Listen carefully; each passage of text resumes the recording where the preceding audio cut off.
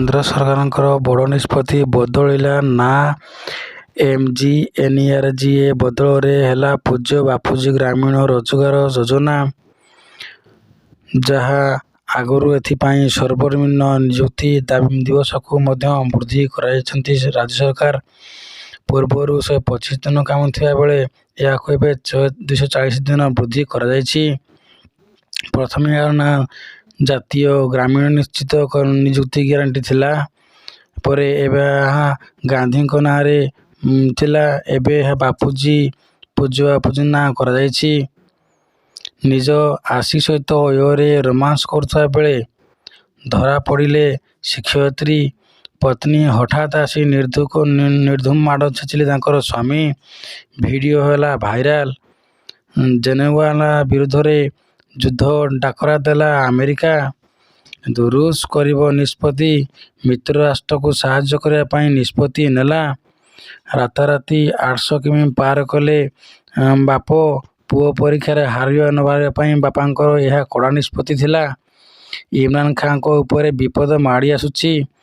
ରାଜସାକ୍ଷୀ ହୋଇପାରନ୍ତି ଫେରିଜା ହାକିମ।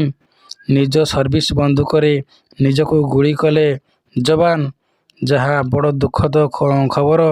ଦେଶର ଏହା ବଡ଼ ଦୁଃଖଦ ଖବର ବୋଲି ଆମେ ଅନୁମାନ କରିପାରିବା।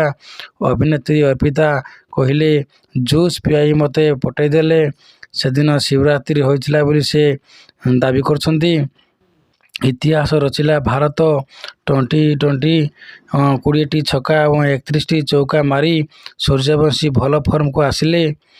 କମ୍ ଦାମରେ ଜିଓ ଟେନ୍ସ ଫ୍ରି ପ୍ଲାନ୍ 90 ଦିନର ଲାଭ ପାଇଁ କମ୍ପାନୀରୁ ଆଲାଉନ୍ସ କଲେ। ଏପରି କହିଲେ ଉର୍ବଶୀ ୟୁଟିରା ପନ୍ତ ତୁମେ ଜମା ବ୍ୟସ୍ତ ହୁଅ ନାହିଁ, ମୁଁ ଆସୁଛି।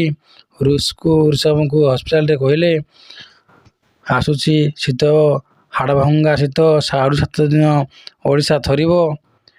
ସିଧାସଳଖ ଧମକ ଦେଇଛନ୍ତି ଲସ୍କର ତୋୟବା। ପାକିସ୍ତାନ ସେନା ସହ ମିଶି କରିବ ବଡ଼ ଧରଣର ଆକ୍ରମଣ ବୋଲି ଯୋଜନା ଚଳାଇଛନ୍ତି। ମଶା ଦାଉରୁ ରକ୍ଷା ପାଇବା ପାଇଁ ଏକ ସ୍ୱତନ୍ତ୍ର କପଡ଼ା ପ୍ରସ୍ତୁତ କରିଛନ୍ତି ଗୁଜରାଟର ଏକ ୟୁନିଭର୍ସିଟି, ଯାହାକି ତାହା ଆଗାମୀ ଦିନରେ ଭଲ ସାବିତ ହେବ। ଦିଲ୍ଲୀରେ ସାଂସଦ ପ୍ରତାପ ଷଡ଼ଙ୍ଗୀ ଅସୁସ୍ଥ ଅଛନ୍ତି ବୋଲି ସୂତ୍ରରୁ ସୂଚନା ଦିଆଯାଇଛି। ହୋଇପାରେ କାର୍ଯ୍ୟାନୁଷ୍ଠାନ। ଭକ୍ତଙ୍କ ସହିତ ରାହୁଲ ଓ ଖଡ଼ଗେଙ୍କ ସହିତ ଆଲୋଚନା କରିଛନ୍ତି। ବଡ଼ ଖୁଲାସା କଲେ ଜାଡେଜାଙ୍କ ପତ୍ନୀ। ନିଶାରେ ଉବୁଟୁବୁ ହେଉଛନ୍ତି ଭାରତୀୟ କ୍ରିକେଟର ବୋଲି ସେ କହିଛନ୍ତି। 2027 ଜନଗଣନା ପାଇଁ 11,718.24 କୋଟିର ବଜେଟ୍ ଘୋଷଣା କଲେ ଅଶ୍ୱିନୀ ବୈଷ୍ଣବ। ରିଷଭ ପନ୍ତଙ୍କ ପାଇଁ ଦେବଦୂତ ସାଜିଲେ ବସ୍ ଡ୍ରାଇଭର। ଜଳୁଥିବା ଅବସ୍ଥାରେ ସେ କାରରୁ ବଞ୍ଚାଇଦେଲେ ଜୀବନ ରିଷଭ ପନ୍ତଙ୍କର। ପୁରୀ ଓ କୋଣାର୍କର ମେରାଇନ୍ ଡ୍ରାଇଭରେ ଆରମ୍ଭ ହେଲା ନୂତନ ଇକୋ ରିଟ୍ରିଟ୍। ଉଦ୍ଘାଟନ କଲେ ମୁଖ୍ୟମନ୍ତ୍ରୀ। ବିଧାୟକ ସନ୍ତୋଷ ଖଡ଼ୁଆଙ୍କ ବହିଷ୍କାର ଦାବି କରି ବିଧାନସଭାରେ ରାଜ୍ୟପାଳଙ୍କ ଆଗରେ ଫେରାଦ ଦେଲେ ବିଜେଡି ବିଧାୟକମାନେ। ତେଜିଲା କଂଗ୍ରେସ ଯୁଦ୍ଧ। ଏହି ଯୁଦ୍ଧ ଧାରଣା ଯାଇ ଦିଲ୍ଲୀରେ ପହଞ୍ଚିଲା।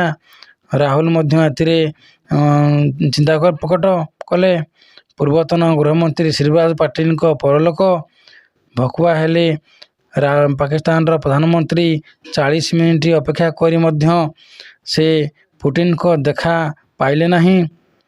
ଅଧିକ ଜାଣିବା ପାଇଁ ଆମ ଚ୍ୟାନେଲକୁ ସବସ୍କ୍ରାଇବ କରନ୍ତୁ ଓ ଆମକୁ ଅନୁସରଣ କରନ୍ତୁ। Please subscribe to our channel for more information.